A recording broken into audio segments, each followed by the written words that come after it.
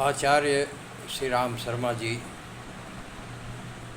ने जीवन जीने की कला को ध्यान में रखते हुए 19वां पुराण लिखा, जो प्रज्ञा पुराण के नाम से जाना जाता है। प्रज्ञा पुराण की कथा को अपने वाङ्मय प्रज्ञोपनिषद वाङ्मय में भी उसी का ही कुछ अंश हम आपको यहाँ बताने जा रहे हैं, जिसमें मनुष्य की अंतरात्मा में देव और दैत्य दोनों का निवास है। दोनों में से किसी का भी चुनाव कर ले और कर्म फल भुगतने के लिए वो तैयार रहे, इसी का ही उल्लेख हम आपको उसमें करने जा रहे हैं। मनुष्य की अंतरात्मा में देव और दैत्य दोनों पक्षों का निवास है।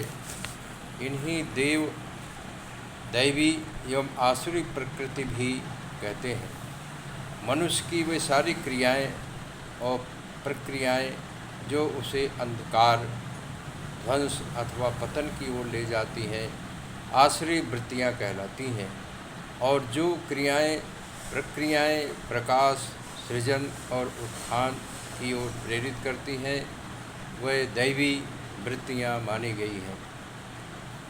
दैवी शक्तियां मनुष्य को परिश्रम, पुरुषार्थ, त्याग, प्रसन्नता, उदारता, आस्था, आशा, उत्साह तथा मर्यादा आदि सत प्रवृत्तियां अपनाने, उन्हें गुण कर्म स्वभाव का अंग बनाने, देवत्व की गरिमा को धारण करने को प्रेरित करती हैं। जबकि असुरता का पक्ष मनुष्य को आलस्य, प्रमाद, स्वार्थ, लिप्सा, निरुत्साह, निराशा, आवेश, उत्तेजना अथवा अदक्षता जैसे दोषों में लाद देता है और पतन पराभव की ओर ले जाता है। असुर मायावी होते हैं। इंद्रिय सुखों का लालच देकर वह अपना जाल फेंकता है और अपने माया पास में जीव को बांध लेता है। उसके पास काम, क्रोध, लोभ, मोह, मद, मत्सरता के वासना, तृष्णा, अहंता के और कितने ही सम्मोहक अस्त्र हैं, जिनसे वह मूर्छित करके मनुष्य को उस पास में बांध लेता है, जिससे निकलने की इच्छा भी नहीं होती। उसी में पड़े रहने को जी चाहता है। संसार के अधिक संख्या में प्राणी इसी स्थिति में पड़े पड़े बिलबिलाते और बिलखते रहते हैं तथा नाना प्रकार के नारकी त्रास भुगतते रहने को बाध्य होते हैं। मनुष्य दैवी और आसुरी दोनों शक्तियों का समन्वित रूप है। वह बंधन और मुक्ति, स्वर्ग और नरक की ओर जाने वाले दोनों दिशाओं के मिलन बिंदु पर खड़ा है। साधन और सहयोग उपलब्ध कराने वाले देवता और दैत्य भी मिलन मार्ग पर आमने सामने मौजूद हैं। मनुष्य इस बात के लिए सर्वदा स्वतंत्र है कि वह जिसे प्रिय समझे अपनी रुचि के अनुसार उसी की गोद में जा बैठे।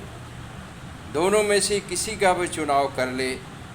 वह चाहते तो श्रेय मार्ग पर चलते हुए मानवता की महानता को कर देवत्व की उच्च श्रेणी तक पहुंचकर स्वर्गीय परिस्थितियों का रसास्वादन भी कर सकता है। आसुरी और दैवी शक्तियों के संघर्ष में हमें किसका पक्षधर बनना है, इसका निर्माण स्वयं ही करना पड़ता है। विवेकवान दूरदर्शी उज्ज्वल भविष्य को देखते हैं और असुरता के आकर्षण प्रलोभन से बचते हैं। आत्मा की पुकार है, तमसो माँ ज्योतिर्गमय का अनुसरण करते हुए श्रेय मार्ग का अवलंबन लें।